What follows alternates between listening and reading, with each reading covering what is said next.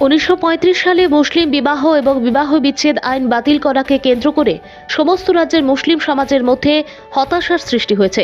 ঠিক তখনই দক্ষিণ করিমগঞ্জের প্রাক্তন বিধায়ক আজিজ আহমেদ খান সরকারের এই সিদ্ধান্ত পূর্ণ সমর্থন জানানোর পাশাপাশি সরকারের এই হীন কাজে খুশি জাহির করেন।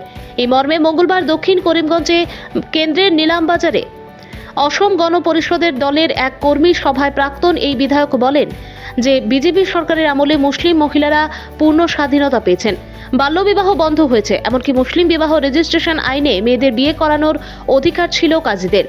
বিবাহের সার্টিফিকেট ও তালাকের সার্টিফিকেটও জারি করতেন তারা। আর এই সুযোগে একাধিক কাজীরা টাকার লোভে অপ্রাপ্ত বয়স্ক পুরুষ মহিলার বিয়ে দিয়ে দিতেন। এর পরিণাম হতো ভয়ঙ্কর। এখানেই শেষ নয়, কাজীরা তালাকের সার্টিফিকেট দিলে সংশ্লিষ্ট মহিলারা কিছুই জুটত না, কিন্তু আদালত কর্তৃক ডিভোর্স দেওয়া স্বামীর কাছ থেকে খোরপোশ লাভ করেন মহিলারা। এবার কাজীদের কারসাজির যুগ শেষ। রাজ্য সরকার বর্তমানে এমন ক্ষতিকারক আইন তুলে নেওয়াতে তিনি খুশি ব্যক্ত করে সরকারকে ধন্যবাদ জানান। ভানুচন্দ্রের রিপোর্ট।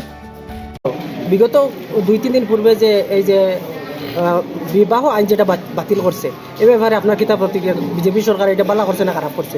এই যে খাজি সকলরে মানে বঙ্গ করে দিল, প্রায় 95-96 জন আস্থা আসামের খাজি, এই যে একটা যে বঙ্গ করলো, একটা যেটা ভঙ্গ করছে, আপনারা নিজেই দেখেন যে খাজি সাহেবসকলের সবর অবস্থা কিভাবে আপনি নিজেও জানেন। যেমন যথেষ্ট খাজি সাহেবসকল বিগত দিনও কিভাবে এই বাল্য বিবাহ, যেটা কোনো ধর্মতো বাল্য বিবাহটা নাই, যেটা বাল্য বিবাহ করছে করাইয়া খাজি সাহেবসকলে লেখিয়া এইটারে যা অসুবিধা দিছে, যাতে যারারে জালিয়াতিত বা করাপশনও ধরা পড়ছে, যার কারণে এটার উপরে আমার মিত্রজোট সরকারে পদক্ষেপ নিয়েছে।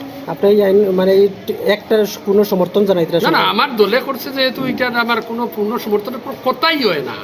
আমার দলে যখন মিত্রজোটের দলে করছে, এটা তো পূর্ণ সমর্থন আছে কি থাকবো এটা। বিভিন্ন সংখ্যালঘু যারা আছেন এরা না না, সংখ্যালঘুর প্রশ্ন নাই, আমার দলে করছে, আমার এটা ঠিক আছে।